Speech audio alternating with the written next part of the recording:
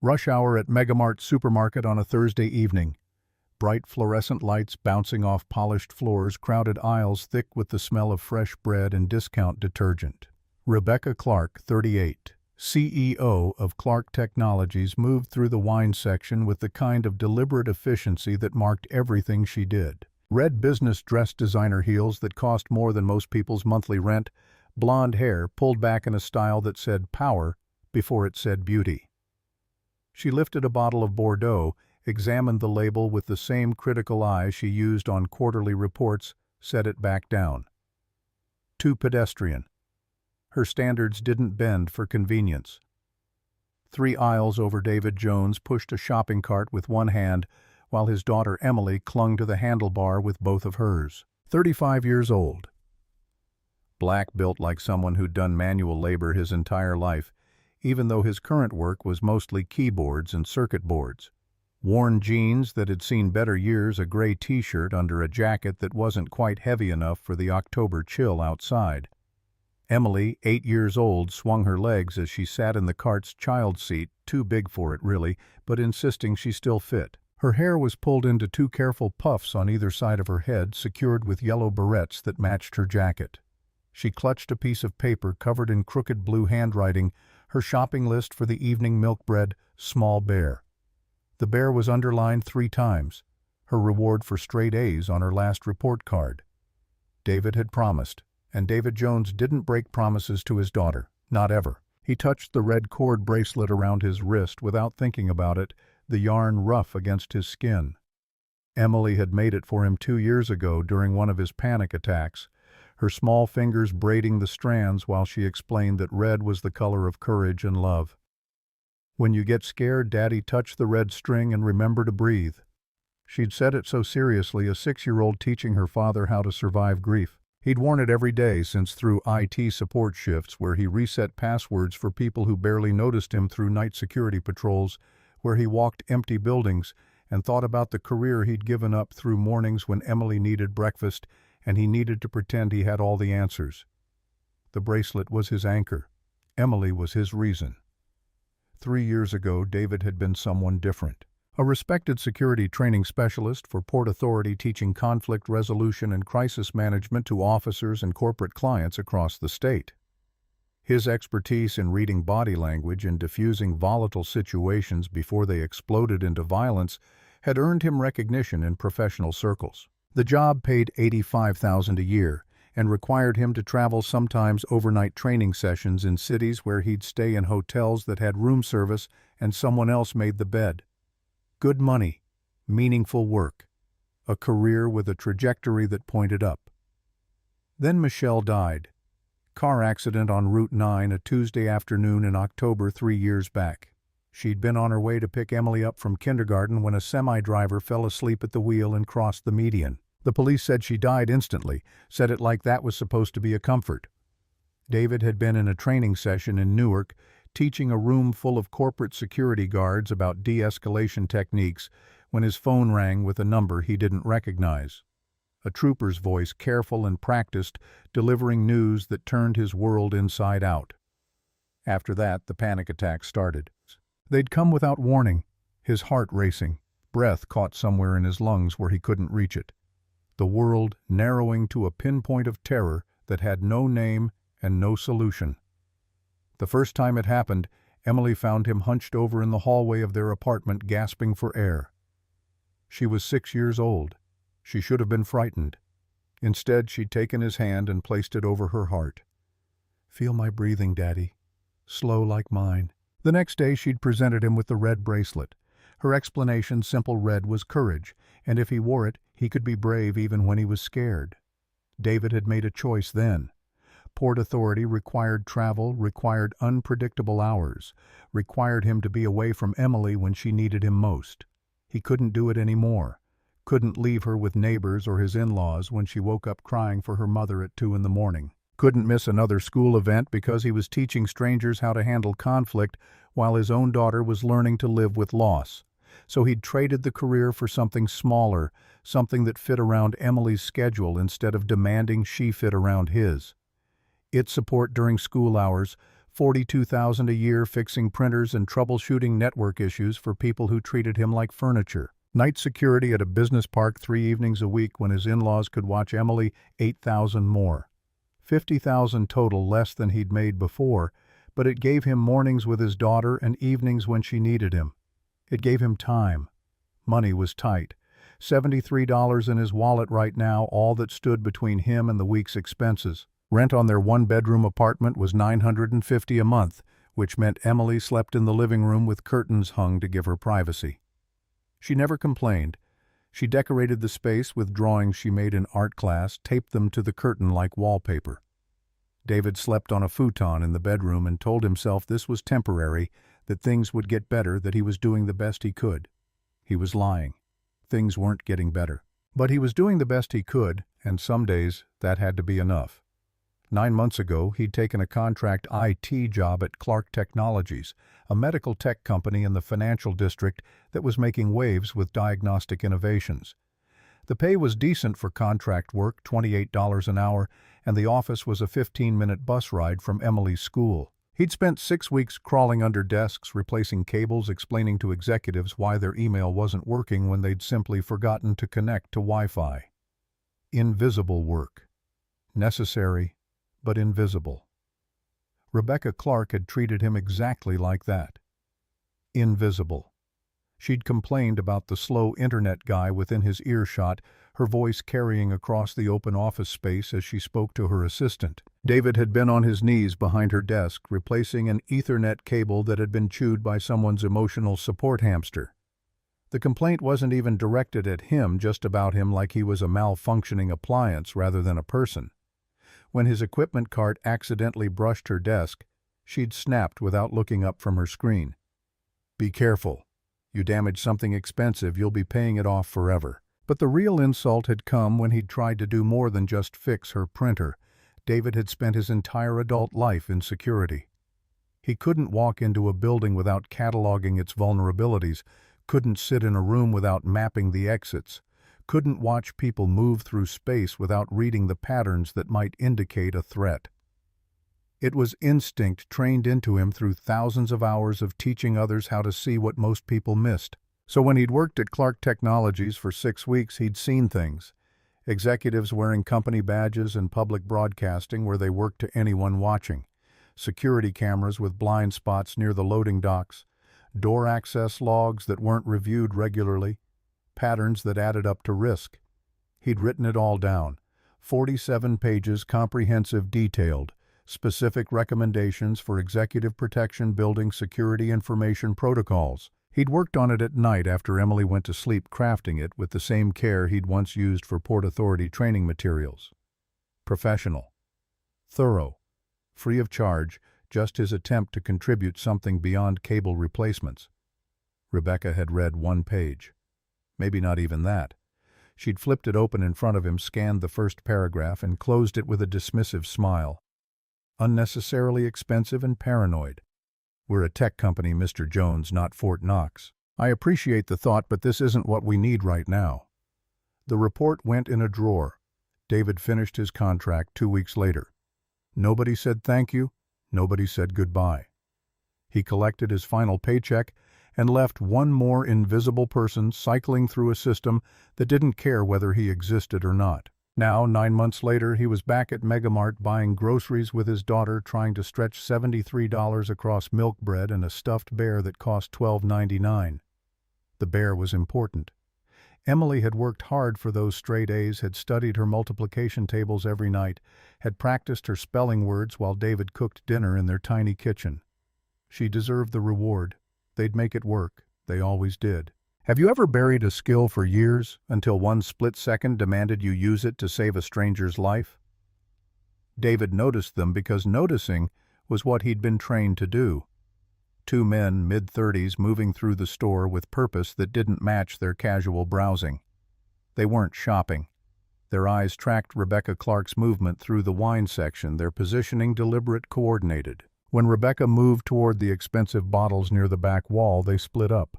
One went to the aisle's end, blocking the exit. The other circled to approach from the opposite direction. Military precision disguised as coincidence. David's security training kicked in like muscle memory. These weren't opportunistic criminals. This was planned. He maneuvered his cart closer while keeping Emily occupied with her shopping list. She was counting items, checking them off with a purple crayon she'd pulled from her pocket. Milk, bread, small bear. The simple focus of childhood, unaware that 3 aisles over violence, was about to unfold. The men communicated through subtle gestures. Head nods, hand signals. Professional. When the taller one adjusted his jacket, David glimpsed what he carried. A utility knife, small retractable blade. Meant to intimidate more than kill, but dangerous enough in the right hands. "Daddy, why are those men watching?" the pretty lady Emily's voice curious but not frightened. She'd seen them too. If an 8-year-old could spot the threat, the window for intervention was closing fast. David's blood went cold. The men were closing in on Rebecca, and she was oblivious, still examining wine labels like her biggest decision of the day was red versus white. Other customers moved through their routines, loading carts with cereal and toilet paper and laundry detergent, unaware that a crime was about to happen in the middle of their Thursday evening shopping. He squeezed the red cord bracelet, feeling its rough texture against his skin.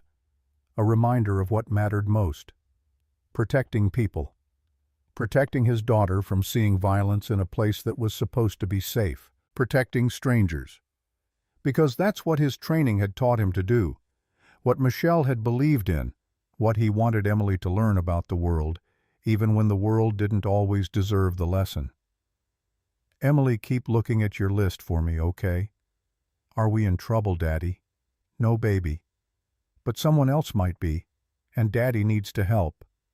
She nodded solemnly, understanding that adult seriousness without grasping its full weight. David positioned their cart strategically, giving himself clear sight lines and access to resources. A display of soda bottles, a mop bucket near the customer service desk, paper towels stacked on an end cap. The supermarket had become a tactical environment, every object a potential tool. Then recognition hit him sharp and unexpected. The shorter of the 2 men, the one approaching Rebecca from the left. David knew those movements, that way of scanning an environment, the efficient economy of motion that came from professional training. Christopher Taylor. 34 years old, former security professional who'd attended David's conflict management course at Port Authority 5 years ago. Promising student, attentive, asked intelligent questions about threat assessment. David had pushed him harder than the others because he'd seen potential there.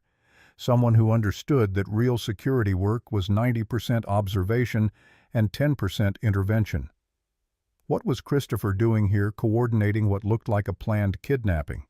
The last David had heard, Christopher had lost his job when budget cuts eliminated his entire department.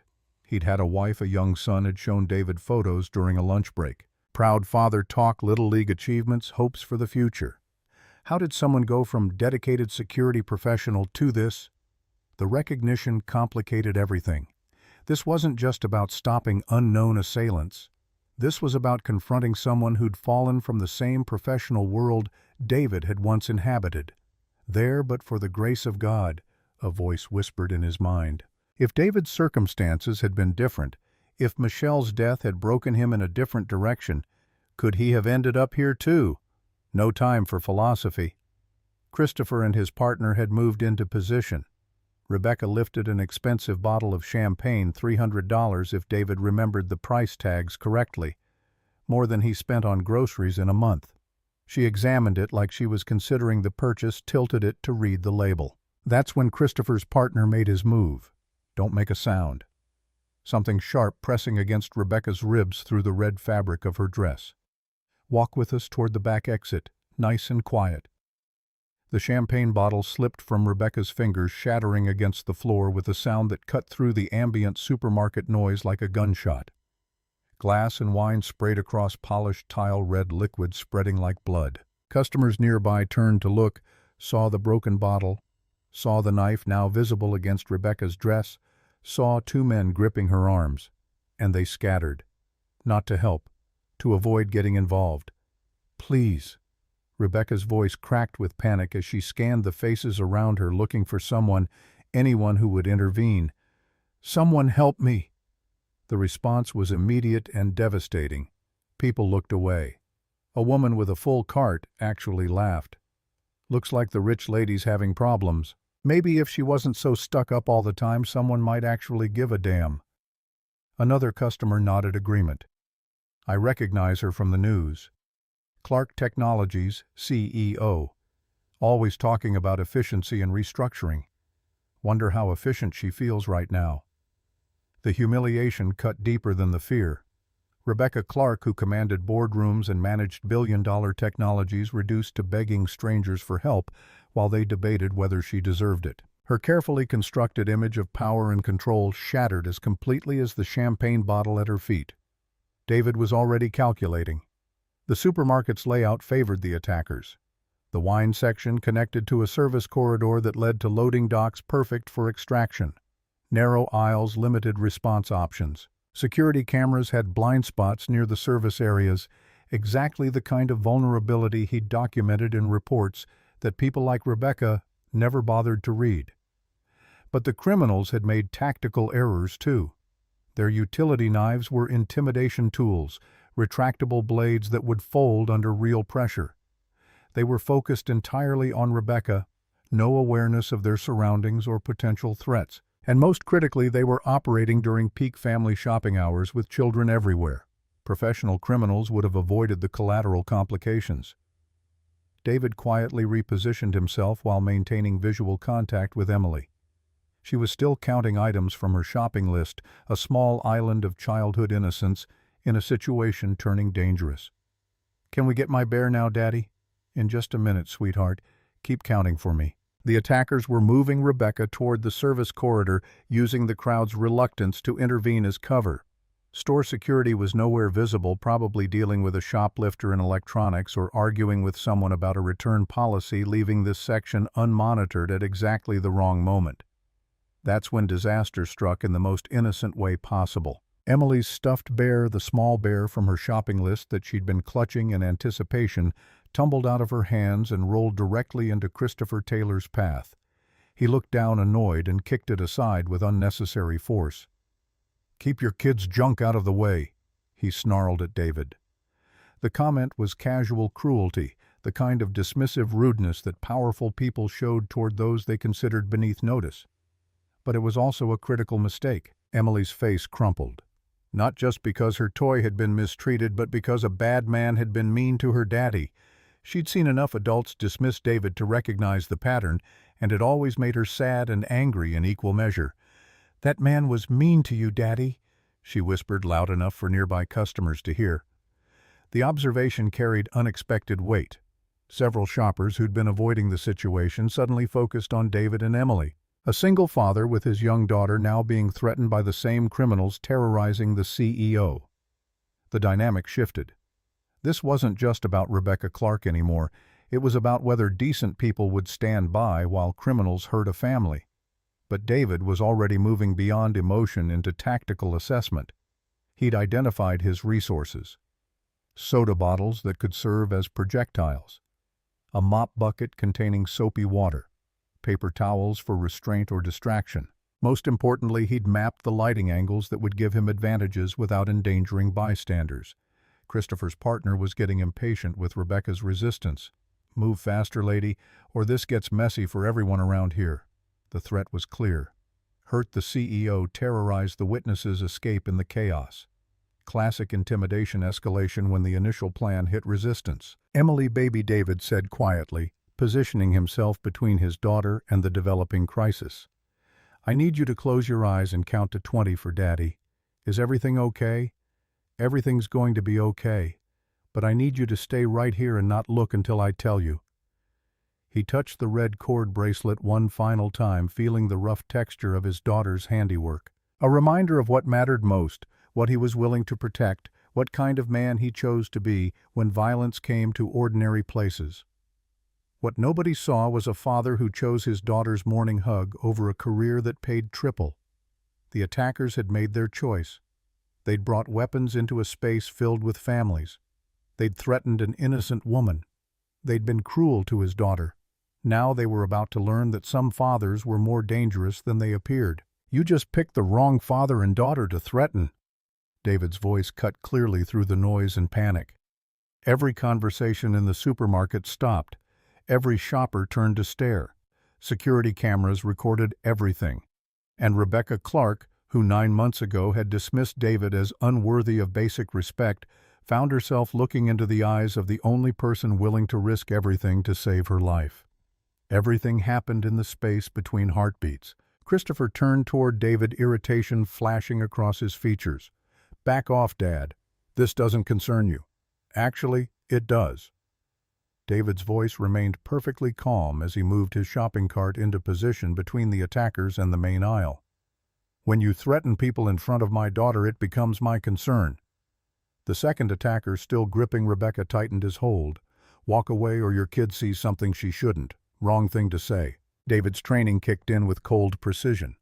3 years of night security work hadn't dulled the reflexes developed during his time training conflict resolution for Port Authority.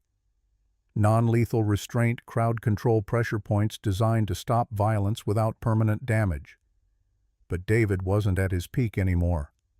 2 years of grief had taken their toll in ways that weren't immediately visible. Sleepless nights and skipped meals had hollowed him out, left him strong enough for the work, but not the warrior he'd once been. The odds weren't in his favor. 2 trained attackers against 1 out-of-practice security expert. Yet something else had replaced his professional edge. Something fiercer, more primal. The absolute certainty that he would do whatever was necessary to protect his daughter and prevent violence in a place where families shopped. Recognition flashed in Christopher's eyes. "Oh, hell. Noah Cole. You've got to be—" Then realization of who David was, the man who'd trained him years ago, created a fractional hesitation. David seized it. The first move was simple but effective. He grabbed a bottle of Coca-Cola from the nearby display and shook it hard while unscrewing the cap. The pressurized liquid erupted like a geyser, hitting Christopher's partner directly in the face. Carbonated soda and artificial coloring created instant disorientation. Stinging eyes blocked vision. The shock of unexpected assault. While the man clawed at his eyes, David moved to the primary threat. The utility knife pressed against Rebecca's side was exactly what he'd expected, a retractable blade designed for intimidation. When Christopher reflexively pulled back to avoid the soda spray, David struck the knife hand with the edge of his shopping cart. Not hard enough to break bones, but hitting the exact nerve cluster that controlled grip strength. The utility knife clattered to the floor, its cheap blade retracting into the handle on impact. "Get down," David commanded Rebecca, his voice carrying the authority of someone trained to manage crisis situations. She dropped immediately, corporate survival instincts recognizing real leadership when she heard it. Now David had clear access to both attackers. The first man was still blinded by soda, stumbling toward the paper towel display. David grabbed a handful of the rough brown towels and wrapped them quickly around the man's wrists, creating makeshift restraints. Not permanent, but effective enough to control him for the 60 seconds this would take. Christopher, disarmed but still dangerous, lunged forward with his fist. David sidestepped, using the man's momentum against him. A simple redirect learned from years of dealing with drunk and aggressive people during security shifts. But his foot slipped in the spilled soda. The loss of balance was slight, a few inches, but it meant Christopher's punch connected with David's ribs instead of passing harmlessly past. Sharp pain flared along his side, a reminder that he wasn't the professional he once was, that 3 years of grief had eroded more than just emotional defenses. Christopher pressed the advantage, following with a second punch aimed at David's face. David barely deflected it, the force still sending him stumbling back against the wine display. Several bottles crashed to the floor, creating a hazardous landscape of glass and liquid. For a heartbeat, doubt flashed through David's mind. He wasn't ready for this. He was out of practice, operating on instinct rather than current training. He might fail, might get hurt, might let Emily see her father beaten in the middle of a supermarket. The thought of Emily centered him again. He touched the red bracelet, felt its rough texture against his skin. "Breathe," he told himself. "Breathe and think." David's strength had never been overpowering opponents. It had been observation, reading situations, and people finding unexpected solutions. He scanned his environment with new intensity. The spilled wine creating a slick surface. The fallen bottles providing obstacles. the growing crowd of onlookers creating both complications and opportunities. An older man stood at the edge of the crowd, military posture, alert eyes assessing the situation with professional interest. Their gazes met briefly, unspoken communication passing between them. The man nodded almost imperceptibly and began quietly directing other customers back, creating space, reducing potential collateral damage. Robert Williams, 62, retired Marine, still carrying himself like someone who'd seen combat and knew how to handle it. Not direct help, but containment preparation. Christopher advanced again, more cautious now, recognizing David as a genuine threat rather than an inconvenience. "You should have stayed with your kid, Cole. This isn't your fight. You brought the fight to my daughter when you kicked her bare." David's voice was steady despite the pain in his side. "And when you threatened an innocent woman in a public space?" "Innocent," Christopher scoffed. "You know what her company does, how many lives they destroy with their restructuring and efficiency improvements. People like her don't care about people like us." And this fixes that. How exactly? The conversation created critical delay. Seconds for David to regain balance, to calculate his next move, to let adrenaline override the pain in his ribs. Christopher's partner was recovering now, wiping soda from his eyes with his free hand, the paper towel restraint still limiting his mobility, but not completely disabling him. David needed to end this quickly. He feinted left, then dropped low, sweeping Christopher's legs from under him. The move sent fresh pain shooting through David's side, but achieved its purpose. Christopher fell hard, the back of his head striking the edge of a lower shelf, not enough to cause serious injury, but sufficient to disorient him momentarily. The first attacker had managed to tear away the paper towel restraint and was reaching inside his jacket, potentially for another weapon. David grabbed the mop bucket from the nearby customer service desk and upended it directly in the man's path. Soapy water, industrial floor cleaner, and the hard plastic rim created a perfect storm of disorientation and injury. The man went down hard, slipping on the spreading puddle. David was on him immediately, using another handful of paper towels to secure the man's hands behind his back. Again, not permanent restraints, but enough to keep him controlled until proper help arrived. Christopher was struggling to rise, still dazed from the impact. David turned to face him, calculating the risk of approaching versus maintaining distance. The decision was made for him when Robert Williams stepped forward, placing a firm boot on Christopher's chest. "Stay down, son. You've made enough bad choices today." Christopher looked up, assessed the newcomer, and wisely decided to remain still. Total elapsed time, 43 seconds. 2 attackers neutralized, using nothing but supermarket supplies and techniques designed to stop violence rather than escalate it.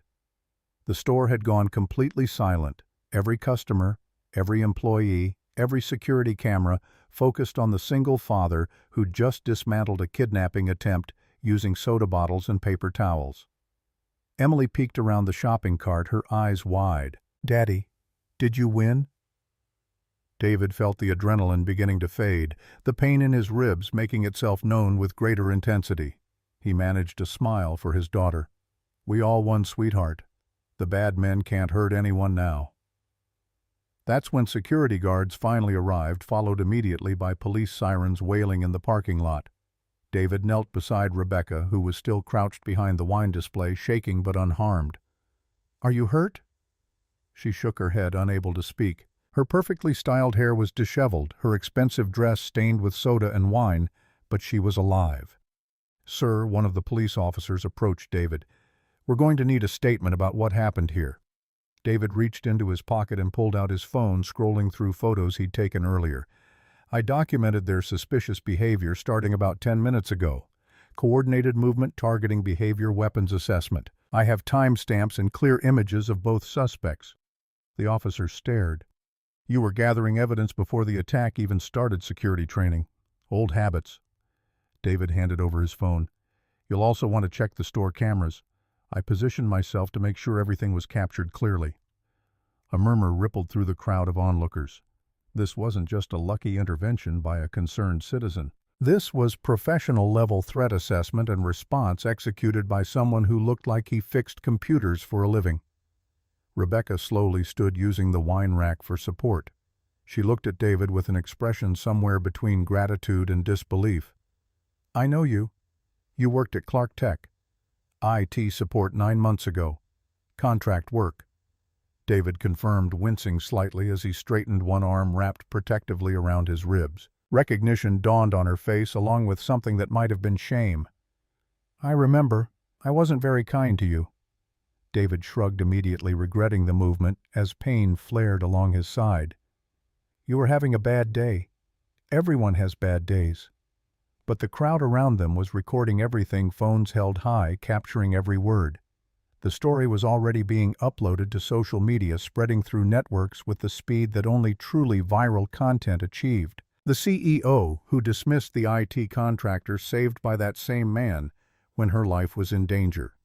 The police finished taking preliminary statements, securing Christopher and his partner in the back of squad cars. Paramedics checked both David and Rebecca, wrapping David's ribs in supportive bandaging, checking Rebecca for shock. Through it all, Emily sat quietly in the shopping cart, coloring on her list again, adding decorative stars around the words "Small Bear" with her purple crayon. Why, Rebecca asked after the immediate chaos had settled, after police had most of what they needed, after David had declined the ambulance ride and insisted he was fine. After how I treated you, why would you help me? David looked over at Emily, who was carefully adding a rainbow to her shopping list drawing. Because that's what you do when someone needs help. And because I want my daughter to grow up in a world where people protect each other even when it's inconvenient or dangerous. Frank Donovan, the retired Marine who'd helped David, approached and shook his hand. Good work, son. Haven't seen civilian intervention handled that cleanly since I left the service.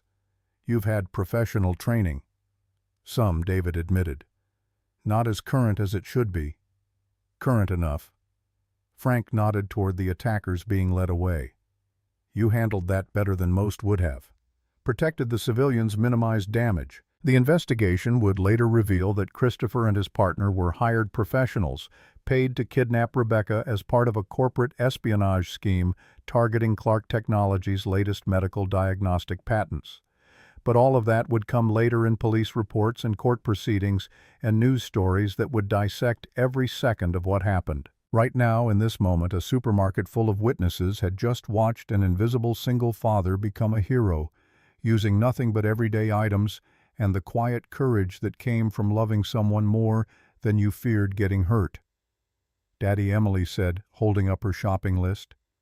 I added something. Below Small Bear, in careful blue letters, she'd written, Daddy is brave. David's eyes filled with tears as he read it. Some lessons about courage came from textbooks and training manuals. Others came from watching your father stand up for strangers in the soda aisle of a supermarket, from seeing that doing the right thing mattered even when it cost you something. From learning that invisible didn't mean powerless. If someone erased you like you never existed, then needed you to risk everything, what would you do? By the time David and Emily left Megamart that evening, the video had already gone viral. 12 different angles captured by 12 different phones, uploaded within minutes of the confrontation ending. The footage showed everything: David's calm assessment, the soda bottle takedown, the precise movements of someone who'd clearly done this before, Emily writing Daddy is brave on her list. The hashtag started within an hour, #CalmDad.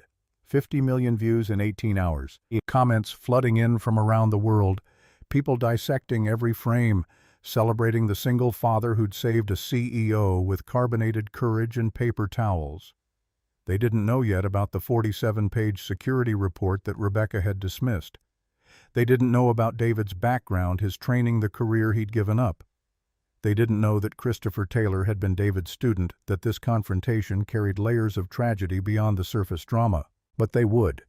The internet was relentless in its archaeology, digging up connections and context-building narratives from fragments of truth. By morning, someone would have leaked the security assessment. By afternoon, former Clark Technologies employees would be giving interviews about Rebecca's dismissive treatment of support staff. By evening, the story would have evolved from simple hero saves CEO into something more complex, more damning, more viral. For now, though, David just wanted to get Emily home, get some ice on his ribs, and try to process what had just happened. They'd made it through the checkout line, paid for their groceries with the $73 that now seemed simultaneously too little and exactly enough. The store manager had tried to give them everything free compensation for the trauma, but David had declined. They'd come for groceries, they'd pay for groceries. The bear Emily had wanted, the one Christopher kicked, sat carefully in their bag, $12.99 well spent. His phone was buzzing constantly now, messages from numbers he didn't recognize, notifications from social media accounts he barely used. He silenced it and focused on getting Emily to the car, on making sure she was okay, on being the father she needed him to be. "Are you hurting, Daddy?" she asked as he buckled her seatbelt. "A little baby. But I'll be okay. You were very brave. Like a superhero." "I was just doing what needed doing," he told her. "That's what dads do." As David drove home through the October evening streetlights beginning to flicker on against the gathering dark, he had no idea how completely his life was about to change. No idea that the video would reach Rebecca's board of directors within hours, that his dismissed security report would become Exhibit A in a corporate crisis, that the woman he'd saved would soon be fighting for her professional survival. All he knew was that Emily was safe. They had groceries for the week, and he'd managed to help someone who'd needed it. Some days that had to be enough. Some days it was everything. The red cord bracelet felt warm against his wrist. Emily's love made tangible in yarn and simple faith. "When you get scared, Daddy, touch it and remember to breathe." He'd been scared today. Terrified, really, in those moments when Christopher's punch connected, and he'd felt his body not responding quite the way it should, felt the gap between who he used to be and who he was now. But he'd breathed through it, found courage in the rough texture of braided yarn, in the knowledge that Emily was counting on him to be the man she believed he was. Tomorrow would bring complications. Media attention, police follow-ups, the viral spread of their story into places David couldn't control or predict. Rebecca Clark would face consequences he couldn't imagine. Christopher Taylor would answer for choices that had led him from David's classroom to a supermarket kidnapping attempt. But tonight, David Jones was just a father, driving his daughter home, his ribs aching, her stuffed bear clutched to her chest, both of them safe and together and heading toward whatever came next. David woke Friday morning to the sound of his phone vibrating itself off the nightstand. The device hit the floor with a plastic crack that made him wince, sending pain shooting through his bruised ribs as he rolled to retrieve it. 3:47 in the morning, according to the alarm clock's red glow. His phone screen showed 38 missed calls, hundreds of notifications, messages from numbers he'd never seen before.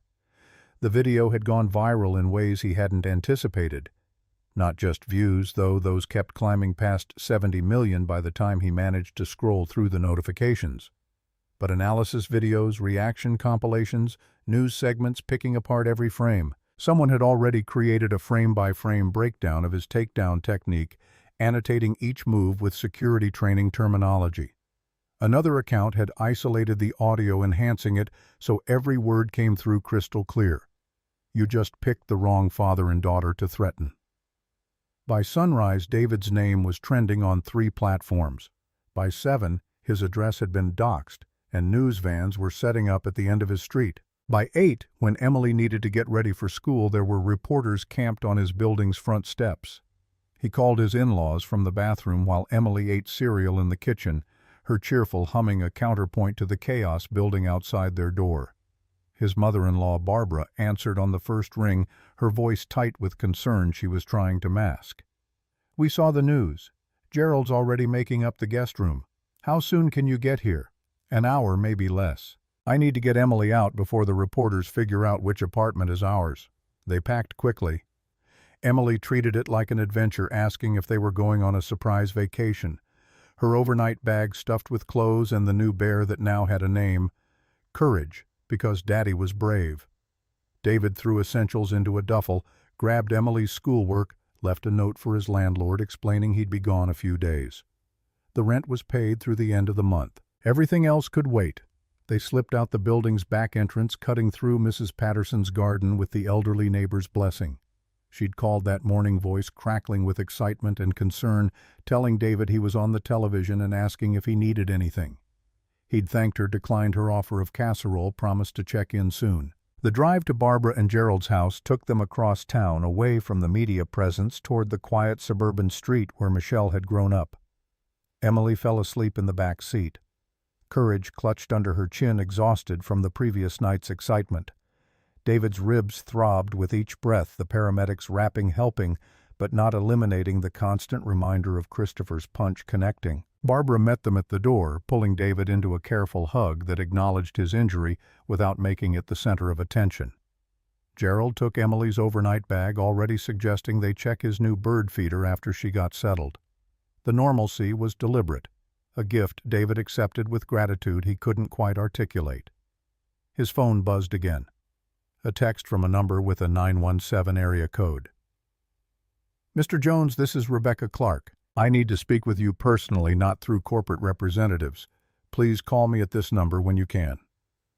The message sat on his screen, direct and vulnerable in a way that felt nothing like the woman who'd dismissed his security report 9 months ago.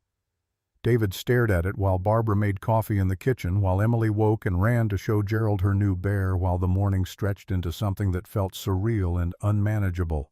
He called. Rebecca answered immediately, as if she'd been waiting with the phone in her hand. Her voice was different from the boardroom authority he remembered. Quieter. Uncertain. "Thank you for calling. I know you're dealing with media attention because of what happened. I'm sorry about that. Not your fault." A pause. "Actually, a lot of this is my fault. Can we meet somewhere private, away from my lawyers and your—" He could hear her searching for words. Away from all the noise. They settled on a small coffee shop in a neighborhood neither of them had connection to, a place unlikely to attract attention from corporate observers or media hunters.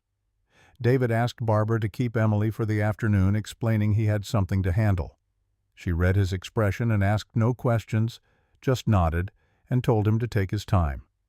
The coffee shop was the kind of place that served exactly one thing well and didn't apologize for its limitations. Good espresso, mediocre pastries, mismatched furniture that looked salvaged from yard sales. Rebecca was already there when David arrived, tucked into a corner booth, wearing jeans and a gray sweater that made her look younger than 38. No makeup, hair pulled back in a simple ponytail. Without the CEO armor, she looked vulnerable in ways David hadn't expected. She spotted him and started to extend her hand, then seemed to reconsider. He slid into the booth across from her, accepting the coffee she'd already ordered for him, black, 2 sugars. She remembered from 9 months ago when he'd worked in her office, when she'd barely acknowledged his existence. The detail felt significant. "How are your ribs? Bruised, not broken." "I'll survive. I've been watching the video, over and over, trying to understand how you knew what to do, how to move, how to end it so quickly." David wrapped his hands around the coffee cup, feeling its warmth. "Training. I spent 12 years teaching threat assessment and conflict resolution before I switched to IT work." "Why did you switch?" "My wife died 3 years ago. Car accident. I needed to be present for Emily, not traveling for training sessions." "I'm sorry." Rebecca's fingers traced the rim of her own cup. "I lost my father when I was 12. Cancer. My mother worked 3 jobs to keep us in our apartment. I remember what it feels like when the world narrows to just survival." The revelation shifted something in the space between them. David studied her face, looking for the connection between this woman and the CEO, who'd treated him like furniture. "Is that why you built Clark Technologies?" "Partly. I wanted to create diagnostic tools that could catch cancer earlier, give families more time than we had. But somewhere along the way, I started measuring success in quarters and stock prices instead of lives saved. Started treating people as resources instead of human beings. Your board gave you an ultimatum." David wasn't asking. Rebecca's expression confirmed it. 90 days to demonstrate meaningful change in my leadership approach or resign. They held an emergency session Thursday night after the video went viral. Apparently there's been a pattern they've been documenting. The way I spoke to you wasn't an isolated incident. It was honest enough that David felt the impulse to defend her fade. He sipped his coffee and waited. "Someone leaked your security report. The 47 pages I told you were unnecessarily paranoid. It's all over the news now." The board spent an hour yesterday reading every recommendation you made, every vulnerability you identified. You were right about all of it. Doesn't feel good to be right about this. I grew up in subsidized housing in Detroit. Rebecca's voice dropped lower, forcing David to lean in to hear her. Gratiot Gardens, they called it, though there were no gardens and nothing to be grateful for. My mother cleaned offices at night, worked retail during the day, babysat on weekends. I was invisible to everyone who mattered. Teachers who looked through me, store clerks who watched me like I might steal something, people who acted like poverty was contagious. So you became someone who couldn't be invisible, and somehow turned into exactly the kind of person who made others feel the way I used to feel. Rebecca met his eyes. I know how it sounds. Rich CEO claims she remembers being poor, like that makes up for treating people badly now. But it's true. And I forgot it. Worse, I actively worked to forget it, to distance myself from that girl who wore the same 3 outfits to school and pretended she wasn't hungry. Can people truly change, or do we see only what we hope to believe? David considered the question she wasn't asking directly. Why are you telling me this? Because I need your help again. Not with physical safety this time. Rebecca straightened, some of the corporate composure returning. I need someone who will tell me the truth. Someone who sees people clearly, who understands both corporate security and human dignity. Someone who won't be intimidated by my title or my money. You think that's me, based on one incident and a rejected security report? Based on the fact that you helped someone who treated you poorly without expectation of reward? Based on how you talk about your daughter and what you want her to learn? Based on the way you handled that situation with minimal force and maximum awareness of everyone's safety? She slid a folder across the table. Inside was a contract, professional and detailed. Security consultant position. 145,000 annually, flexible hours, remote work, 3 days per week.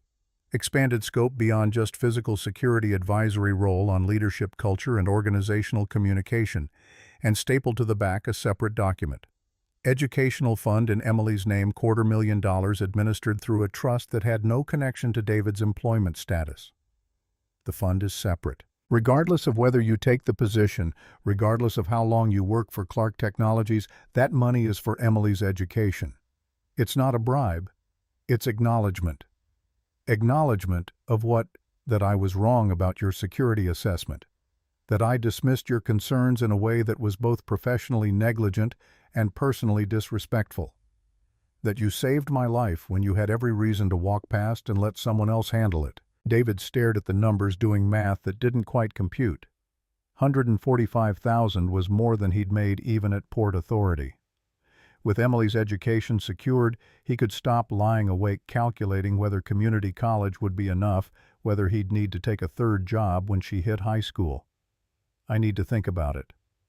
Of course. Take a week. The offer stands.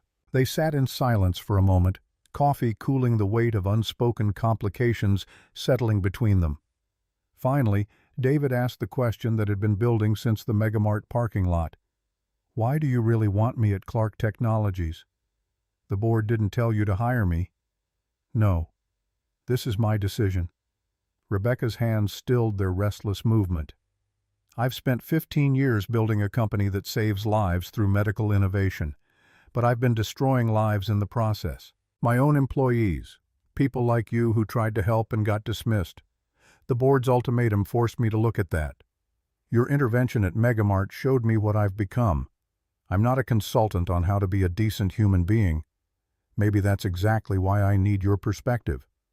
People who sell that expertise usually don't have it. You just demonstrated it in 43 seconds. David thought about Emily writing "Daddy is brave" on her shopping list, about Michelle's voice in his memory telling him that character mattered more than credentials, about Gerald's words that morning while Emily was in the shower. At some point, son, you have to decide whether you're punishing yourself or building a future. I'll consider it, but I need to be clear about my priorities. Emily comes first. Always. If this position conflicts with that, I walk. Absolutely. The terms I outlined stand. Flexible hours, remote work options, complete autonomy in setting your schedule. And if it doesn't work, if we discover your leadership style and my approach to communication are fundamentally incompatible, Then we part ways professionally with no impact on Emily's fund and a generous severance package. I'm not asking for a lifetime commitment, David. I'm asking for a chance to prove I can change. David left the coffee shop with the folder under his arm and more questions than answers. The contract represented security his family hadn't known in 3 years, but it also represented entanglement with a world he'd deliberately left behind with corporate politics and image management and the constant pressure to be someone other than a father trying to do right by his daughter. His phone buzzed as he reached his car. Robert Williams, the retired Marine from Megamart, had somehow gotten his number. The text was brief. Saw the news. Coffee when you're ready. Have a business proposition that might interest you. David added it to the growing list of complications. By Monday, the media storm had evolved into something more complex. Someone had obtained personnel records showing the pattern of Rebecca's treatment toward support staff. Former employees gave interviews describing her management style, confirming that David's experience wasn't isolated. The narrative shifted from simple hero saves CEO into a story about corporate culture class dynamics and whether people in power could genuinely change. The video of Emily asking, "That man was mean to you?" Daddy had been isolated and amplified. Child psychologists analyzed it on morning shows discussing how children process witnessing conflict, how David's calm response modeled healthy emotional regulation. Emily became an unwitting symbol, her innocence contrasting sharply with the adult failures that had put her in that situation. David hated it. Hated that his daughter's face was everywhere, that strangers were debating her emotional development, that she couldn't understand why people kept stopping them in public. Barbara and Gerald helped shield her, keeping her off social media, limiting her television time, explaining in age-appropriate terms that Daddy had helped someone and people wanted to say thank you. Tuesday morning brought a call from Patricia Johnson, Clark Technologies Chief of Security. Professional voice, no-nonsense tone, requesting a meeting to discuss David's observations from the attempted kidnapping. He agreed, more curious than committed, and found himself back in the building where he'd once crawled under desks, fixing network cables. The difference was immediate and uncomfortable. The receptionist recognized him, greeted him by name, offered coffee while he waited. Security guard asked for his autograph. Employees in the elevator tried not to stare but failed their whispers, following him to the executive floor. Patricia Johnson's office overlooked the financial district, glass walls offering a view of power that David had never accessed during his contract work. She was 45, former Secret Service, with the kind of presence that suggested she'd seen real threats and learned from them. They shook hands, and she got directly to business. The board authorized a comprehensive security review. Your report from 9 months ago is our starting point, but we need updated assessment given recent events. She slid a tablet across her desk. This is the contract Ms. Clark offered you. I've been asked to brief you on what the position would actually entail. I haven't accepted yet. I know. But if you do, you should understand what you're walking into. Rebecca isn't the only problem. We have structural issues throughout the organization. Security protocols that exist on paper but aren't enforced. Executive protection that's theatrical rather than functional. Information systems vulnerable to exactly the kind of industrial espionage that motivated your kidnapping. My kidnapping. You were Port Authority's top trainer in threat assessment. You documented vulnerabilities we ignored. Then you personally stopped an attack that validated every concern you'd raised. Patricia's expression suggested she'd already done extensive research on David's background. Someone is paying attention to all of that. Someone who doesn't want Clark Technologies improving its security. You think there's an active threat. I think Christopher Taylor and his partner weren't freelancing. Their operation was too sophisticated, too well-timed. They knew Rebecca's schedule, her patterns, her vulnerabilities. That information came from somewhere inside this organization. David absorbed this, recalculating the risk equation. When I wrote that report, I identified 3 potential insider threat vectors. Did you follow up on any of them? Rebecca dismissed the entire report. So, no. We're doing it now. Patricia pulled up a document on her tablet. But we need someone who understands both the technical security aspects and the human factors. Someone the employees will talk to because he's not part of the corporate structure that failed them. You want me to investigate your own people. I want you to help us build a system where investigation isn't necessary, where employees facing financial crisis have support instead of desperation, where security professionals aren't the first cut during budget reductions. The conversation shifted David's understanding of what Rebecca was offering. This wasn't just about corporate image repair or fulfilling a board mandate. There was genuine structural change possible if he was willing to do the work. He spent the next 3 hours with Patricia, reviewing current security protocols, meeting with her team, touring facilities he'd never been allowed to access during his IT contract. The vulnerabilities were worse than he'd documented 9 months ago, compounded by budget cuts and turnover and the general entropy that happened when leadership didn't prioritize security until something went catastrophically wrong. By the time he left Clark Technologies that afternoon, David had a clearer picture of what the job would actually require. Not just writing reports that got ignored, but implementing real change training personnel confronting resistance from executives who viewed security as overhead rather than necessity. His phone buzzed as he reached the parking garage. Text from Rebecca, board meeting tomorrow at 10. They want to hear from you directly about the security failures that led to Thursday's incident. No pressure to attend, but your perspective would carry weight. David stared at the message, understanding what she wasn't saying. The board was evaluating both of them. Rebecca's ability to change, David's willingness to help her do it. His testimony could determine whether she kept her position, whether the company implemented the reforms Patricia outlined, whether any of this mattered. He called Robert Williams, the retired Marine, and agreed to meet for coffee. The diner Robert chose was the kind of place where coffee came in chipped mugs and the waitress called everyone honey without irony. Robert was already in a booth when David arrived, 2 coffees waiting, menus ignored. You're wondering why I contacted you? Among other things. Robert's handshake was firm, his eyes clear with the kind of assessment that came from decades of evaluating threats. I run a security consulting firm. Small operation, mostly training for corporate clients, some risk assessment, always looking for people who can actually handle themselves in real situations, not just talk theory. I've got a job offer already, might have anyway. Clark Technologies. I know.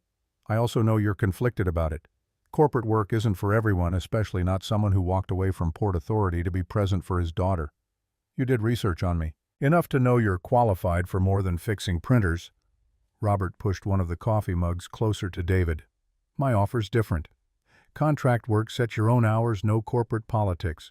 We need trainers who can teach from experience, who understand that security work is 90% prevention and 10% response. Why me? Because I watched you handle a crisis situation with precision and restraint while protecting civilians and minimizing harm. Because your daughter was 20 feet away and you still maintained tactical awareness. Because you didn't hesitate when it mattered, but you didn't escalate beyond necessity.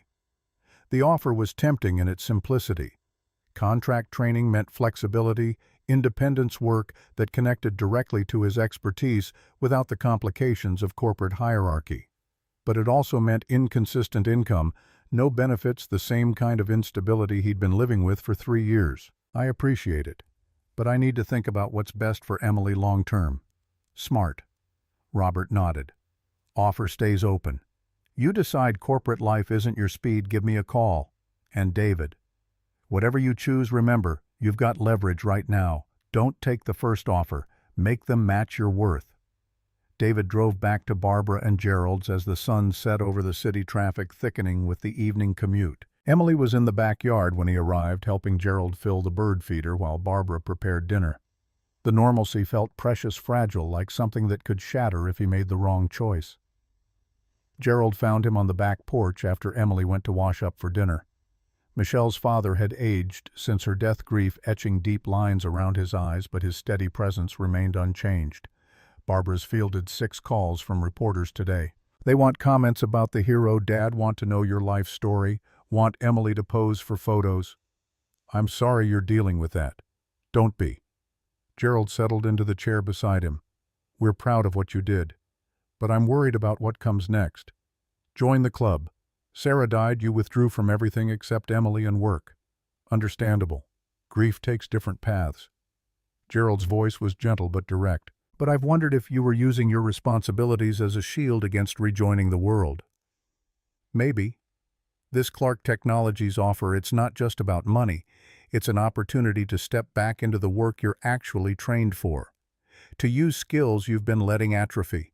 To show Emily that her father isn't just a protector, but someone who builds things, who makes systems better. Or it's an opportunity to get swallowed by corporate politics and lose the flexibility that lets me be present for her. Could be. Gerald shrugged. Life rarely asks our permission before changing course. Question is, what are you going to do with the opportunity?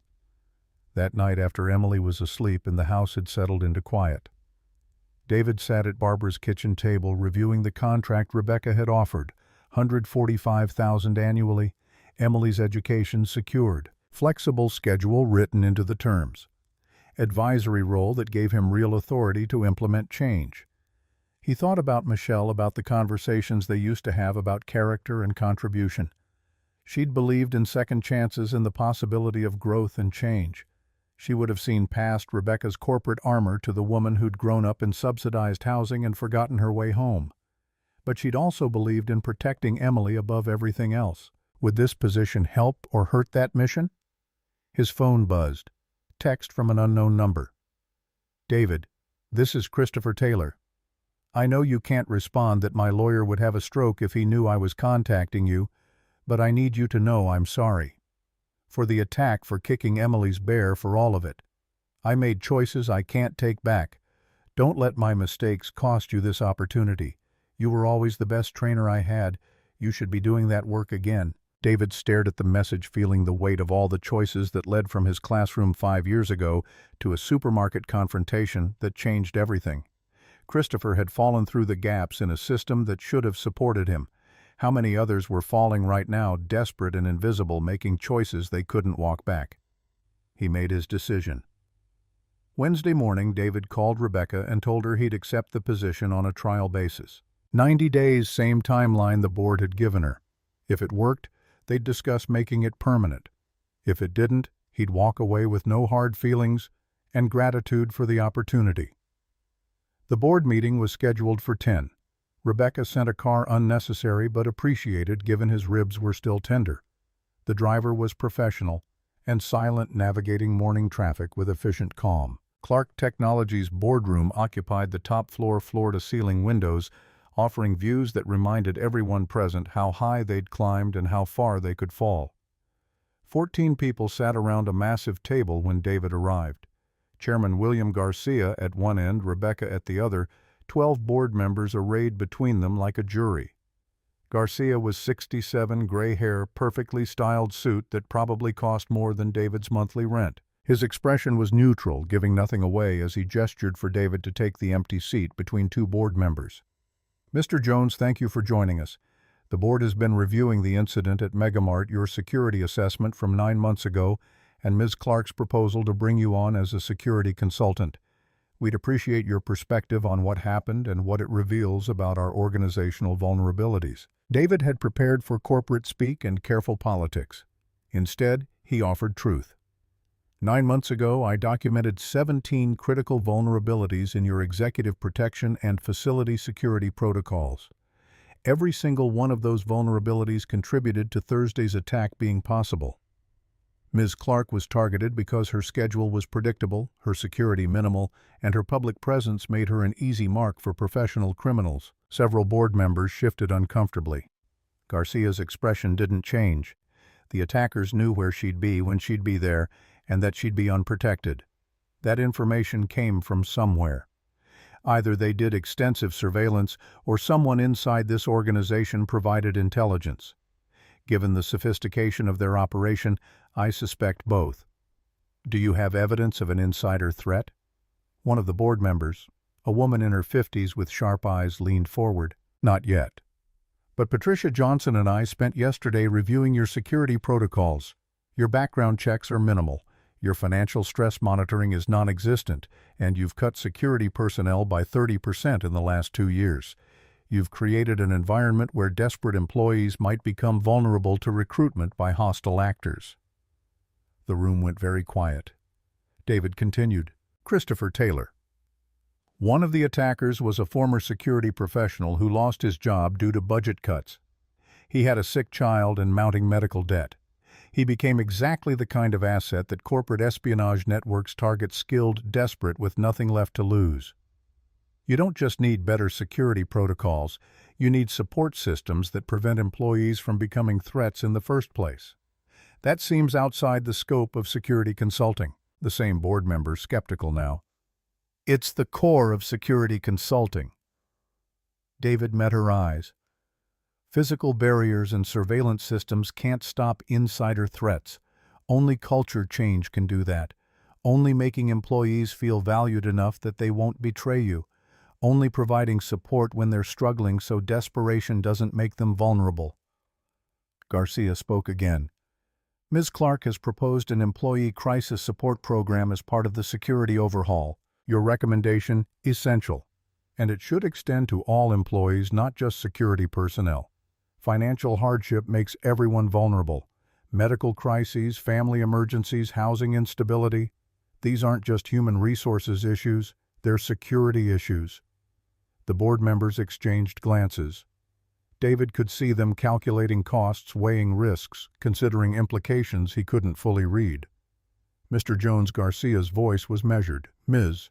Clark is facing a 90-day review period to demonstrate meaningful change in her leadership approach. If we approve this security overhaul and employee support program, you'd be responsible for implementation and reporting directly to this board, as well as to Ms. Clark. Are you prepared for that level of responsibility? David thought about Emily asking if the CEO lady had really learned to be nice, about Michelle's belief in second chances, about Gerald's challenge to stop punishing himself and start building something. Yes, sir, I am. The meeting continued for another hour. Board members asking detailed questions about implementation timelines, budget requirements, success metrics. David answered from experience and instinct, drawing on 12 years of training others how to prevent the exact kind of crisis he'd just stopped with soda bottles and paper towels. When it ended, Garcia asked him to step outside while the board deliberated. David waited in an anteroom watching the city spread below like a game board where he didn't know all the rules. Rebecca found him there 30 minutes later. Her expression was carefully neutral, but her eyes showed relief. They approved everything. The security overhaul, the employee support program, your position as chief security officer reporting to both me and the board. She extended her hand. Welcome to Clark Technologies, David. He shook it, feeling the weight of commitment settle onto his shoulders. 90 days to prove this was the right choice. 90 days to help Rebecca demonstrate real change. 90 days to build something that mattered. His phone buzzed as he left the building. Text from Barbara. Emily wants to know when you're coming home. She's made you a card. The reminder grounded him. Whatever happened at Clark Technologies, however, this experiment in corporate redemption played out. Emily was still his priority, still his reason for everything. He texted back, "On my way now. Tell her I can't wait to see it." The card, when he arrived, showed 3 stick figures holding hands. A tall one labeled Daddy, a small one with pigtails labeled Me, and a figure in a triangle dress labeled CEO Lady. All 3 had enormous smiles drawn in purple crayon. "Why is everyone holding hands, baby?" Emily looked at him like the answer was obvious. "Because you helped her so. Now she's our friend. That's how it works." The simple logic of childhood, where saving someone automatically made them your friend, where past slights could be forgotten in an instant, where the world operated on rules that were clear and fair. David wished the adult world worked that way, but he was about to find out if it could. David's first official day as chief security officer began with discovering his office had windows. Actual windows, floor-to-ceiling glass overlooking the financial district, the kind of view reserved for people whose titles mattered. The furniture was ergonomic and expensive. The computer setup state-of-the-art, everything positioned to communicate that he belonged on the executive floor rather than crawling under desks in the basement. The symbolic message wasn't subtle. Rebecca was making a statement to the entire organization about David's role and importance, perhaps overcompensating for the 9 months when she'd treated him like he was invisible. Several employees stopped by during his first hour ostensibly to welcome him, but really to satisfy their curiosity about the man from the viral video. He recognized some of them from his IT contract days. None of them had bothered to learn his name back then. Patricia Johnson appeared at 8:30 with a tablet and the kind of focused energy that suggested she'd been working since dawn. "We need to discuss Christopher Taylor's interrogation. The DA's office shared preliminary findings this morning." David gestured her to the chair across from his desk, still adjusting to the reality that he had a desk worth gesturing toward. Taylor's cooperating, fully hoping for a reduced sentence. Patricia pulled up documents on her tablet. He and his partner were hired through an intermediary, paid $50,000 up front, with another $50,000 promised after successful extraction. The target wasn't ransom. They were supposed to deliver Rebecca to a location in New Jersey where someone else would take over. Corporate espionage, not kidnapping for profit. Exactly. The plan was to hold her for 72 hours while forcing access to her technology credentials, then release her with a cover story about being confused and wandering off.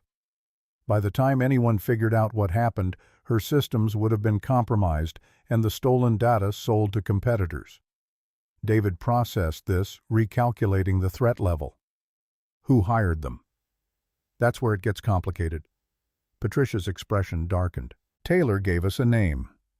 Marcus Webb operates a corporate intelligence firm that's technically legal but ethically questionable.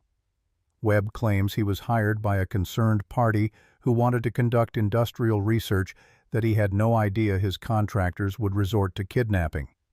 Plausible deniability.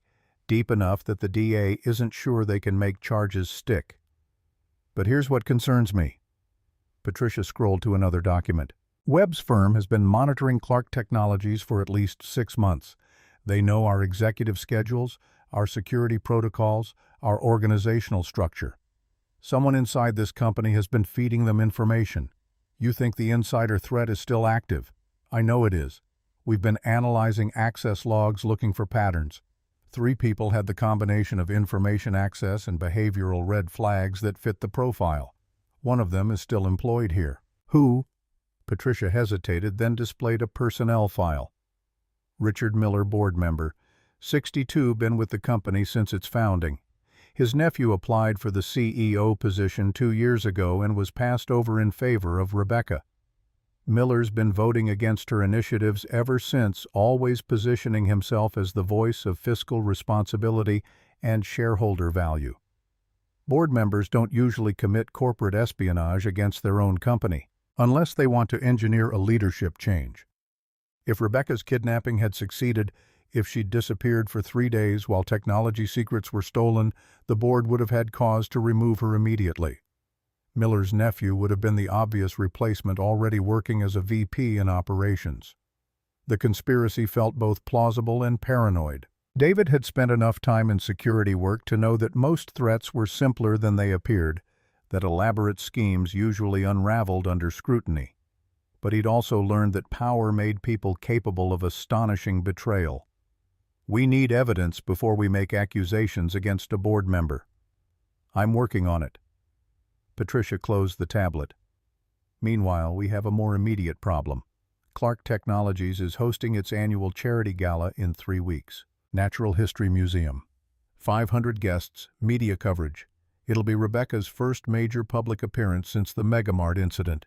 Security nightmare, especially given that whoever hired Webb is still out there and probably unhappy their plan failed.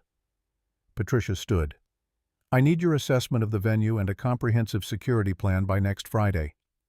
The next 2 weeks blurred into 18-hour days. David interviewed security personnel, reviewed access protocols, mapped vulnerabilities throughout Clark Technologies facilities. He implemented the Employee Crisis Support Program, working with HR to establish confidential channels for financial assistance, mental health resources, emergency housing support. The program cost the company $200,000 annually, but would prevent the kind of desperation that had turned Christopher Taylor into a criminal asset. He also spent time with Rebecca, observing how she interacted with employees, offering feedback when she slipped into old patterns. The transformation wasn't instant or easy. She still had moments of impatience, times when her impulse was to overrule objections rather than listen, but she was genuinely working to change habits formed over 15 years of corporate leadership. 3 weeks into his tenure, David was reviewing security footage when he noticed something that made his blood freeze. A photographer at a recent press conference credentials that checked out equipment that seemed standard. But the lens was wrong, too bulky for the camera body, and the way he positioned himself suggested surveillance rather than journalism. He ran the photographer's credentials through every database he had access to. The identity was real, but the employment history was fabricated. The media company he claimed to work for had no record of sending anyone to Clark Technologies that day. David called Patricia immediately.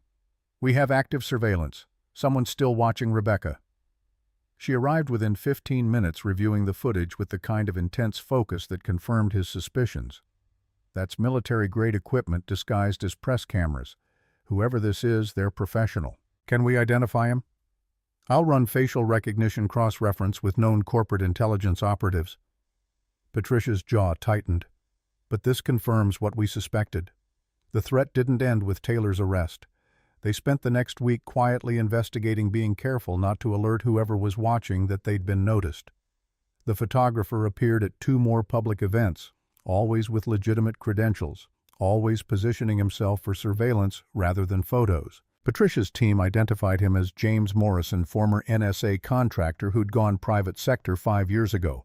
His current employer was listed as a security consulting firm, but the firm's ownership traced back through shell companies to accounts that couldn't be fully identified. The charity gala was now 10 days away. David reviewed the Natural History Museum's layout, identifying choke points, camera blind spots, potential extraction routes. The venue was massive, designed for public access rather than security, with multiple entrances and limited control over crowd flow. Rebecca wanted the event to feel open and welcoming, not like a fortress, which created exactly the kind of vulnerability that made David's job impossible. He presented 2 security plans to Rebecca in her office on a Thursday afternoon. The first was comprehensive metal detectors, restricted access, visible security presence throughout. The second was subtle plainclothes officers, strategic positioning, enhanced screening disguised as event management. Rebecca reviewed both plans, her expression troubled. The first one turns the gala into a checkpoint. People won't feel like they're attending a charity event for pediatric cancer research. They'll feel like they're entering a prison. That's the price of keeping you safe. I understand. But this event isn't just about me. It's about raising money for research that saves children's lives. If we make it feel threatening, donations will suffer. Families affected by childhood cancer shouldn't have to walk through metal detectors to support the cause. David recognized the tension between security and purpose. Then we go with option 2, but I need you to accept that it's riskier. If something happens, response time will be longer. I trust your judgment. Rebecca met his eyes. And I want to invite you and Emily as my personal guests. There's a children's science area with demonstrations she might enjoy, and I'd like the opportunity to meet her properly. The invitation caught him off guard. Emily would love it. But it also means exposing her to media attention, to a world she's not part of. She's already part of it because of what happened at Megamart. At least this way she gets to see the good that can come from it. Children learning about science, families supporting each other, a company trying to do better. David thought about Emily's drawing, the 3 stick figures holding hands. I'll ask her. It should be her choice. That evening, after Emily finished her homework and they'd eaten dinner at Barbara and Gerald's kitchen table, David explained the invitation. Emily's eyes lit up immediately at the mention of science demonstrations and interactive exhibits, but she grew serious when he explained it would be fancy and there would be cameras. Will the CEO lady really be there? The one you saved? Yes, she wants to meet you. Emily considered this with the gravity of someone making an important decision. Will there be other kids? Lots of them. Children whose families are helped by the research the charity supports. Then I want to go. I want to meet her and see if she's really learned to be nice like you said she's trying to. The simple directness of it made David smile. Okay, sweetheart. We'll go together. The gala was scheduled for a Saturday evening. David spent Friday conducting final security sweeps of the Natural History Museum, positioning his team coordinating with Patricia's personnel. They'd identified 73 potential vulnerabilities and addressed 68 of them. The remaining 5 were inherent to the venue's design and couldn't be eliminated without fundamentally changing the event's nature. He also tracked Richard Miller's movements, watching for patterns that might confirm Patricia's suspicions. The board member had been unusually active in the past week, multiple meetings with people whose backgrounds didn't quite match their stated business purposes. But suspicious wasn't the same as guilty, and David needed evidence before making accusations that could destroy a man's reputation. Saturday arrived with unseasonable warmth for late November. David helped Emily into the blue dress Barbara had altered to fit her perfectly, the fabric nice enough for a fancy event, but not so expensive that Emily would worry about spilling something. She spun in front of the mirror, delighted by how the skirt flared, then suddenly grew still. "Daddy, do you think Mommy would like that I'm going to a fancy party?" The question hit David somewhere deep. "I think Mommy would be proud of you. Proud of how smart you are, how kind you are, how brave you are. But she's not here to see it. No, baby, she's not. And that's hard, and it's okay to be sad about it." Emily traced the edge of her dress, thinking. "Sometimes I talk to her at night, tell her about school and my friends and the things we do. Do you think she can hear me?" "I think if love can cross the distance between here and heaven, then yes, she hears you." That seemed to satisfy her. She picked up Courage the bear, now a constant companion, and announced she was ready. Robert Williams had offered to drive them to the museum, providing both moral support and a buffer against media attention. His presence was calming the easy confidence of someone who'd seen enough real danger that a charity gala felt like a minor operation. "You clean up nice, Cole." Robert's assessment took in David's new suit, purchased specifically for tonight at Barbara's insistence. "Both of you do." Emily beamed at the compliment. "Mr. Williams, Daddy says you were a Marine. Did you fight bad guys? Spent 30 years trying to keep bad guys from hurting good people?" Robert's tone was gentle. "Like your daddy does now." The Natural History Museum had been transformed for the evening's sophisticated lighting and floral arrangements, turning the public space into something elegant. Red carpet ran from the street to the entrance, photographers lined up on both sides, guests arriving in formal wear that represented more wealth than David had encountered outside of corporate boardrooms. As their car approached the entrance, David noticed the media presence had intensified. Not just local news, but national networks' entertainment shows, the kind of coverage usually reserved for political events or celebrity gatherings. Rebecca's near kidnapping and David's intervention had elevated this from routine charity function to something people were genuinely curious about. "We can use the side entrance," Robert offered quietly.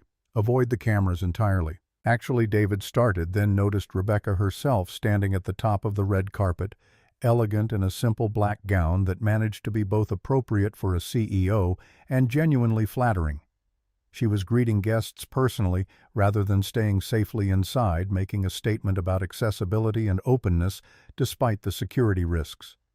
She specifically requested we use the main entrance. Something about making a statement about valuing all levels of the organization. Robert raised an eyebrow but said nothing, pulling smoothly into the designated drop-off point. A uniformed attendant opened the door, and suddenly they were stepping onto red carpet cameras, flashing photographers calling for David to turn to pose to show them Emily. David kept a protective arm around his daughter as they moved quickly through the gauntlet, ignoring shouted questions about his background, his relationship with Rebecca, what Emily thought about her father being a hero. The attention was overwhelming and invasive, exactly what he'd worried about. But then Rebecca was there, meeting them at the museum entrance, kneeling down to Emily's eye level with a gesture that surprised photographers into momentary silence. "Hello, Emily. I love your dress. Blue is my favorite color, too." The simple, genuine connection seemed to ease Emily's tension about the cameras and attention. She studied Rebecca's face with the unfiltered assessment only children managed, looking for something David couldn't name. "Are you really being nicer to people now? Or just pretending?" The question carried through the sudden quiet, captured by a dozen microphones broadcast to millions of viewers who would see this moment on evening news. Rebecca didn't flinch or deflect. didn't offer a corporate response or practiced soundbite. I'm trying very hard. Your daddy has been helping me learn how to be a better leader and a kinder person. Do you think I'm doing okay? Emily continued her assessment, the weight of judgment far beyond her 8 years. You look at people's eyes now when they talk to you. That's good. And you said my dress was pretty without looking at the price tag first. Rebecca's composure cracked, slightly genuine emotion showing through. Thank you for noticing. That means a lot to me. Then I think you're learning. But I'll keep watching to make sure. The exchange would become the second viral moment, Emily's honest evaluation of Rebecca's transformation, striking a chord with people tired of corporate insincerity. But in the immediate moment, it simply opened a door between two people who'd been reduced to symbols in a story they hadn't asked to tell. Rebecca rose, offering Emily her hand. Would you like to see the special science exhibits we set up? There's one that shows how doctors can see inside the body without hurting anyone, and another with a mini robot that helps perform operations. Emily's excitement was immediate and unguarded. Yes, please. Rebecca looked to David silently, asking permission to escort his daughter into the museum. He nodded, recognizing that this interaction wasn't about corporate politics or public relations. It was a genuine attempt to connect with a child who had unknowingly played a role in her transformation. As Rebecca led Emily toward the exhibits, Patricia appeared at David's side. We have a situation. Her voice was low, urgent. Richard Miller arrived 20 minutes ago with a guest whose background doesn't check out. Same shell company connections as the photographer we identified. Where are they now? Miller's in the main hall with donors. The guest excused himself, said he needed to make a call. He headed toward the service areas away from the event. David's security instincts flared. Show me. They moved quickly through the museum's public spaces, Patricia guiding them toward the administrative corridors where the guest had disappeared. David's earpiece crackled with updates from his security team positions. Confirmed sight lines maintained nothing obviously wrong, but something feeling off in the way that preceded genuine threats. They found Miller's guest in a service corridor near the loading docks, phone to his ear, having what sounded like a normal business conversation. But the corridor dead-ended, offered no reason for him to be here, rather than stepping outside for privacy. And his position gave him sight lines to multiple exit routes, the kind of tactical awareness that suggested training. David approached casually, nodding to the man. Restrooms are back toward the main hall. Service areas are restricted tonight. The man ended his call, offering an apologetic smile. Got turned around. These old buildings are mazes. Easy to do. David positioned himself to subtly block the corridor. I'm David Jones, head of security. Didn't catch your name. Marcus Webb, guest of Richard Miller's. Extended his hand smoothly. No hesitation or tell that the name should mean anything. But David knew exactly who Marcus Webb was, the corporate intelligence operator who'd hired Christopher Taylor, who'd orchestrated Rebecca's attempted kidnapping, who'd claimed ignorance about his contractor's methods. And now, he was here at Rebecca's charity gala as a personal guest of a board member who had motive to want her removed. Pleasure to meet you, Mr. Webb. If you'll follow me, I'll get you back to the event. They walked together through the corridors, Webb making pleasant small talk about the museum's architecture, the charity's important work, how generous Richard had been to invite him. Nothing in his demeanor suggested concern about being recognized or confronted. Either he was genuinely ignorant of David's knowledge or he was playing a game whose rules David didn't fully understand. Patricia was waiting in the main hall, positioned where she could observe without being obvious. David caught her eye, saw her subtle nod, confirming she'd alerted the team. They now had eyes on both Miller and Webb, tracking their movements, documenting their interactions. The gala continued around them, wealthy donors mingling with researchers, families affected by childhood cancer sharing stories with people who funded the search for cures. Emily was visible across the room, completely absorbed in an interactive display about cellular regeneration. Rebecca crouched beside her, explaining something that made Emily's face light up with understanding. The juxtaposition was jarring. Genuine connection and community purpose unfolding in the same space where corporate conspiracy played out in whispers and careful positioning. David found Robert near the children's exhibits, standing watch with the kind of casual alertness that made him nearly invisible. I need you to stay close to Emily. Don't make it obvious, but don't let her out of your sight. Trouble, potentially. Can't tell yet if we're looking at active threat or just suspicious presence. Consider it done."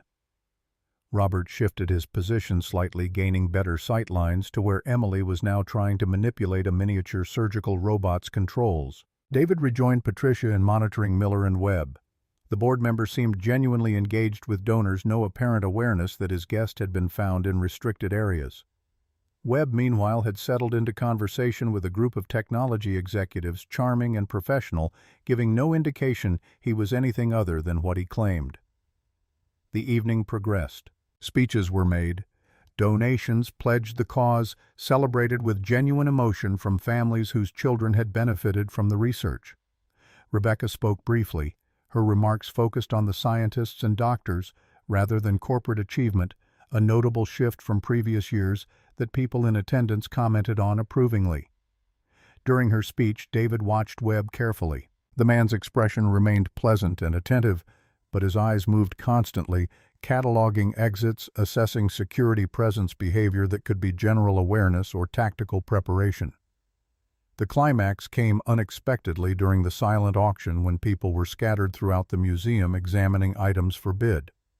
Patricia's voice crackled through David's earpiece, urgent but controlled. Webb just received a call. Ended it fast now, heading toward the East Service entrance. Miller's following. David moved immediately, signaling 2 team members to converge on the location. He reached the service corridor in time to see Webb and Miller in heated conversation, voices low but body language suggesting argument rather than collaboration. This wasn't the plan. We agreed after the primary operation failed we'd wait 6 months before any additional action. Miller's corporate composure had cracked, fear and anger breaking through. "Your window is closing." Webb's tone was cold. "The board's 90-day review ends in 2 weeks. If you want your nephew in the CEO position, we need to move now. Not like this. Not at a charity event with 500 witnesses. Nobody's going to get hurt. We just need documentation of another security failure, another incident that proves she's not fit to lead. You arranged my invitation. You gave me building access. All you have to do is not interfere." David stepped into view. Actually, all he has to do is explain to the board why he's conspiring with the man who orchestrated his CEO's attempted kidnapping. Both men froze. Webb recovered first corporate smile sliding into place. "Mr. Jones, I was just explaining to Richard that I think I should leave. This was clearly a mistake. The only mistake was thinking you could walk into a building I've been securing for 3 weeks without being identified, tracked, and monitored." David's voice was calm but carried absolute authority. "You've been under surveillance since you entered restricted areas 40 minutes ago. Every conversation recorded, every movement documented." Miller's face had gone pale. "David, you don't understand. Rebecca's been destroying shareholder value, alienating key personnel, implementing programs that benefit employees at the expense of profitability. So you hired someone to kidnap her. I didn't know about the kidnapping." Miller's voice rose desperate. "Webb told me it would be a staged incident, just photographs of her in a compromising situation to force her resignation. I never authorized violence." Webb's expression had hardened. "You're making accusations you can't prove. I'm a legitimate business consultant. Richard invited me to a charity event. Having a private conversation isn't a crime." Patricia appeared with 2 security personnel and a police detective who'd been working the Christopher Taylor case. "Actually, conspiracy to commit corporate espionage is very much a crime, especially when we have recordings of you discussing it." The detective stepped forward. "Marcus Webb, you're under arrest. Richard Miller, you'll need to come with us for questioning." The arrest happened quietly, discreetly away from the gala's main events. Most guests never knew anything had occurred beyond the scheduled program. But the board members who were present understood immediately the significance of what had just unfolded. David found Rebecca in the children's exhibit area, still with Emily, both of them watching a demonstration of 3D-printed tissue scaffolding. Emily was asking questions that revealed she'd been paying attention to every detail, her curiosity and intelligence obvious in how she engaged with complex concepts. "We need to talk. Privately." Rebecca read his expression and excused herself, following him to a quiet alcove. Her composure remained intact, but her eyes showed concern. What happened? Richard Miller and Marcus Webb were just arrested. The conspiracy went deeper than we thought. Miller's been feeding intelligence to Webb for months, trying to engineer your removal so his nephew could take over as CEO. The revelation hit her visibly, not just the betrayal but the confirmation that someone she'd worked with for 15 years had actively worked to destroy her. Richard. He's been on the board since I founded the company, and apparently resented every decision you made since you chose someone else over his nephew 2 years ago. David's tone was gentle but direct. The board will need to know. This goes beyond the security review. They stood in silence for a moment, the weight of corporate betrayal settling between them. Then Rebecca straightened, CEO composure returning. You stopped it. Again. Caught the threat before it became a crisis. That's the job. It's more than the job. You could have let this play out, let me fail, proven that hiring you was the only thing that saved the company. Instead, you protected the organization even when protecting me might not be in your best interest. The observation cut closer than David expected. Why wouldn't it be in my interest? Because if I'm removed, you lose your position, your income, Emily's educational fund. You have every practical reason to let threats succeed so you can be the hero who rescues the company from my failures. That's not how security works, and it's not who I am. I know. That's why I needed to hire you. Rebecca's expression held something that looked like gratitude mixed with sadness. The board's going to want a full report. This fundamentally changes the 90-day review. The gala continued for another 2 hours. David watched Emily engage with science demonstrations, her enthusiasm infectious, her questions thoughtful. Rebecca returned to hosting duties but kept gravitating back to the children's area, drawn by something she couldn't quite name. Near the end of the evening, as guests began departing and cleanup crews prepared to restore the museum to its normal state, Emily approached Rebecca with the directness that characterized all her interactions. Miss Rebecca, can I ask you something? Of course, Emily. When Daddy saved you at the store, were you scared? Very scared. I thought those men were going to hurt me and nobody would help. But Daddy helped, even though you were mean to him before. Rebecca knelt down again, meeting Emily at eye level. I was mean to him. I treated him like he didn't matter, like his work wasn't important. I was wrong, and I'm sorry. Did you tell him sorry? I did. But I'm also trying to show sorry by being better, by treating people the way they deserve to be treated. Emily considered this seriously. That's good. Saying sorry is important, but doing sorry is more important. Out of the mouths of children, wisdom that most adults spent lifetimes trying to learn. Rebecca felt tears threatening and blinked them back. You're absolutely right. Your daddy is very lucky to have you. I'm lucky to have him too. He works really hard and tries to teach me good things even when he's tired. What kind of things does he teach you? That being kind is more important than being right. That helping people matters even when it's hard. That you measure who you are by what you do when nobody's watching, not by what you do when everyone can see.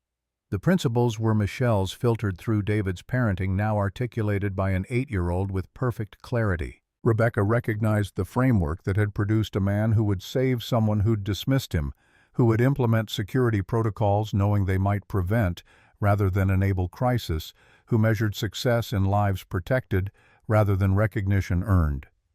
Thank you for coming tonight, Emily.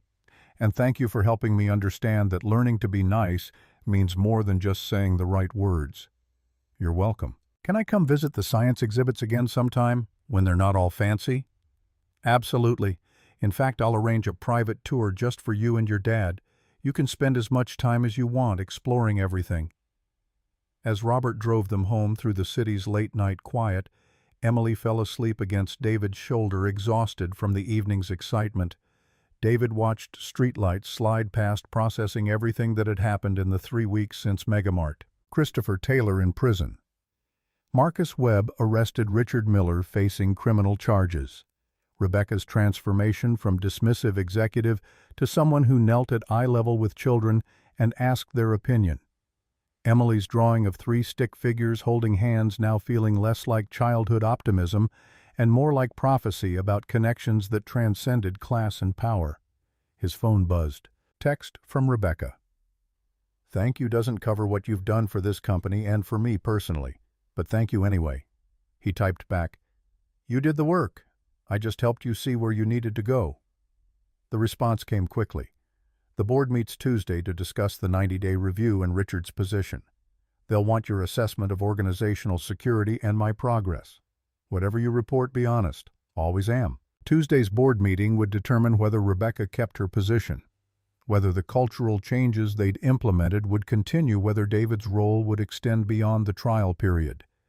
But regardless of outcome, he'd already accomplished what mattered: protecting people, preventing crises, showing Emily that using skills to help others was always the right choice.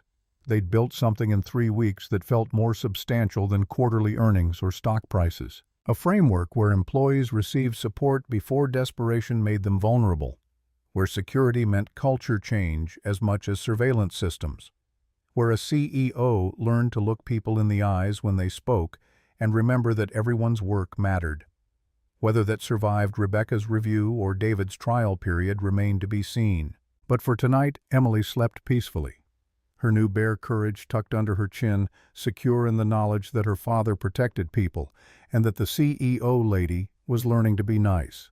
Some victories were measured in lives saved during 43-second confrontations.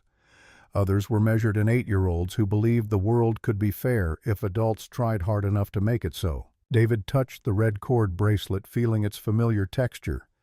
Michelle's gift channeled through their daughter's hands. When you get scared, Daddy, touch it and remember to breathe. He'd been scared tonight, watching Webb and Miller in that corridor, calculating risks and responses while Emily played 20 feet away. But he'd breathed through it, made choices based on protection rather than fear, demonstrated for his daughter that courage wasn't the absence of fear, but the decision to act despite it. The city slept around them as Robert navigated toward Barbara and Gerald's house. Tomorrow would bring complications, board meetings, and police statements and media coverage of the arrests. But tonight, they were simply a father and daughter heading home. Both of them safe. Both of them knowing they'd witnessed something rare, genuine transformation, honest redemption, proof that people could choose to become better versions of themselves if they were willing to do the work. Emily stirred against his shoulder, murmuring something about robots and science in her sleep. David held her closer, grateful for the weight of her trust, the simplicity of her belief that the world made sense when people chose kindness over convenience. And maybe she was right. Maybe the measure of who you are isn't found in what you have or what you've achieved, but in what you do when someone needs help and nobody's forcing you to care.